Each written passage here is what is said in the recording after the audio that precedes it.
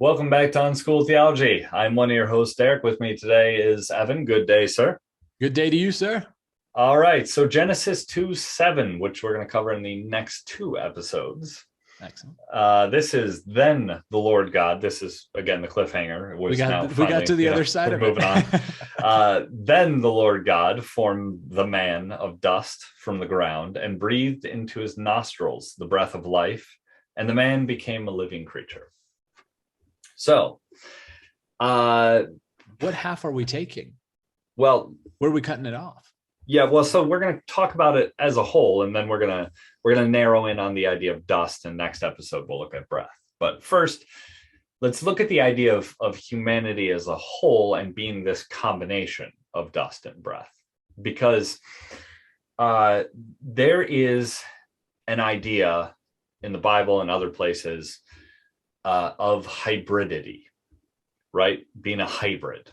Mm-hmm. And hybrids are things which occur at the edges of things, mm-hmm. Where they overlap and mix and come together and form something new.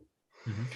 And in the Bible, this is actually often very negatively portrayed.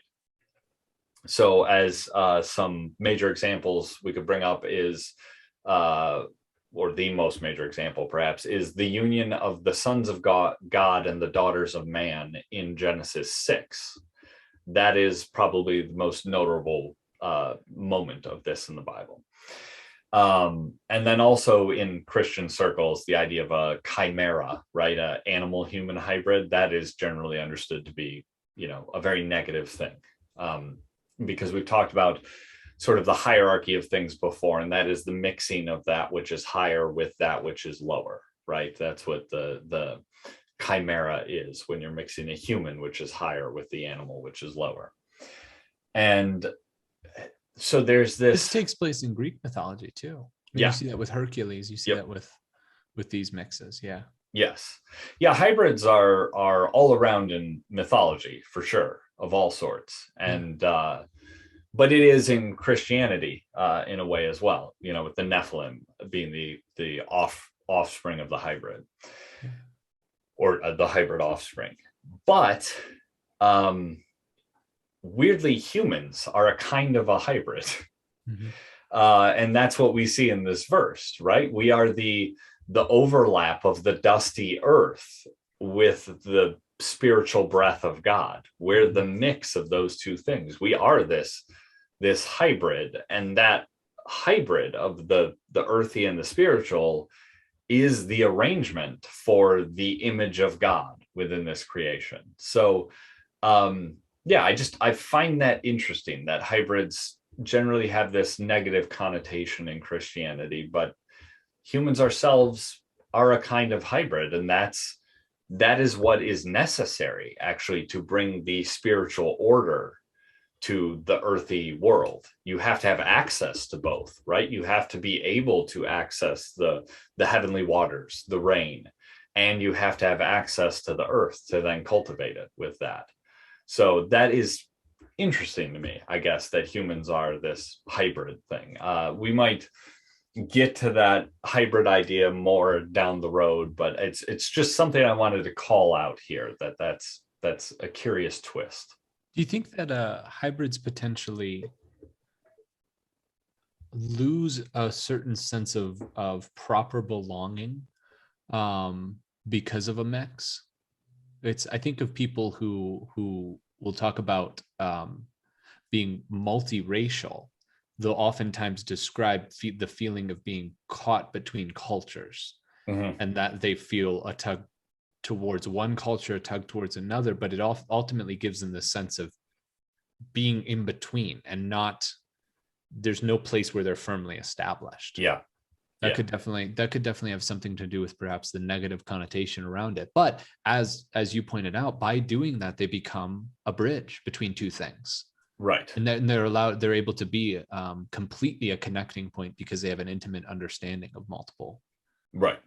Of two cultures, of and both potentially with the idea of humanity being that humanity intimately understands the spiritual and the earthly.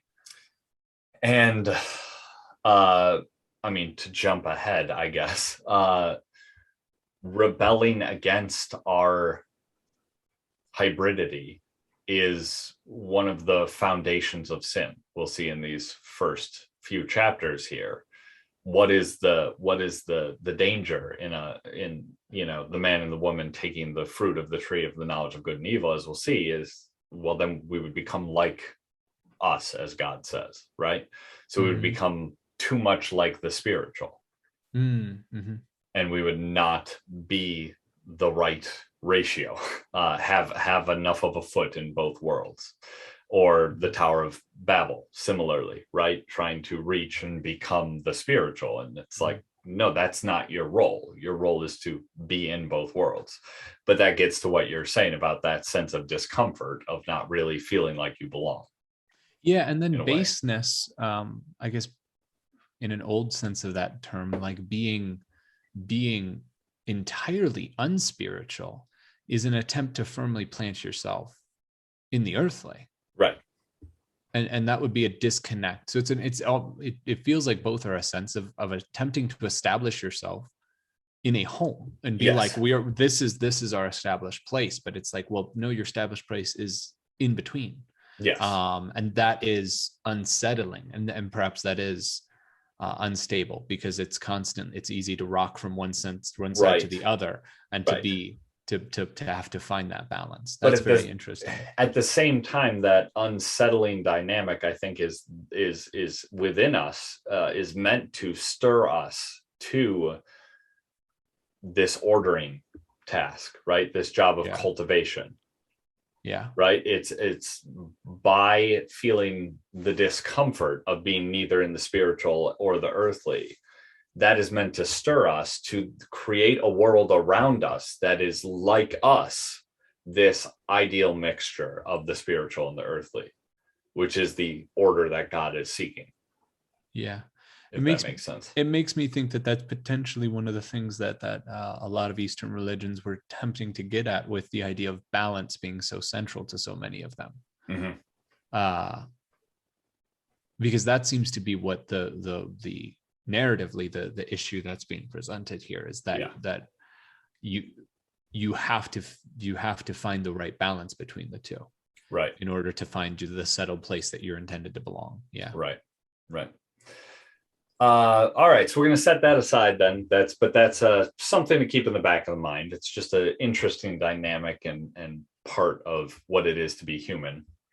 And let's look closer at these two components, the dust and the breath. And as far as the dust goes, which is what we'll talk about the rest of this episode, in this idea of dust, we actually see a rejection of something that is familiar in surrounding mythologies. All right, so surrounding mythologies, the creation of humans is a product of the molding of mud or clay to form humans.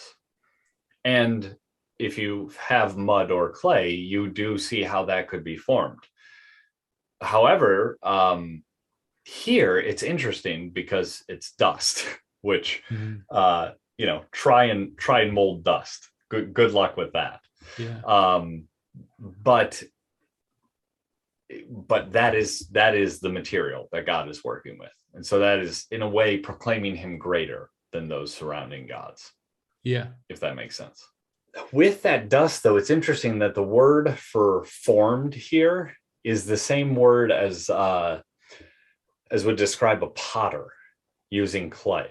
And I find that interesting because all the more emphasizing who could do that with dust. That doesn't seem doable. So it's a subtle slight. It is. Yeah. Also, the dust, of course, symbolizes the mortality of man. And that, I guess we'll get into that more next chapter when we talk about the idea of the tree of life and all of this. But I will just point out here that clearly being made of dust means that inherent in man is something mortal. And the idea of the tree of life is that it requires an intervention for man to be immortal, if that makes sense. And so the dust here is, we see that at least the earthly part of us is absolutely mortal. And which, of course, in the next chapter, we get even more thoroughly clarified. And then lastly here, it is, so it's interesting to note that the term Adam, which is human, and the term for ground, Adamah, are very similar. So that's a pun in terms of, using the similar words, but also I think it's actually very significant because it links us to the earth first, along with the ordering of this verse, right? First being formed of the ground and then breathed of God, is we're linked to the earthly first. So, and that is, I think we're going to leave it off for this episode, because I think that plays a bigger part in the next episode as we discuss the idea of breath. But just knowing that the word itself actually for humanity ties us to the ground first, Adam. It is a variant on Adamah, ground. So interesting. Any other thoughts on dust other than it's hard to form? Yeah, exactly. Yeah, I think it's important to emphasize the and not brush over, though I think we're implying it here, that dust is fundamentally the earthly part, and that we are when we're talking about a hybrid, that the dust is very clearly the earthly part that we're emphasizing in that place. Yeah. All right. So with that, we'll look at breath next time. Be sure to like, subscribe, follow, shoot us an email, unschooltheology@protonmail.com, or comment on whatever video platform you're watching this on, and we will see you next time. Thanks.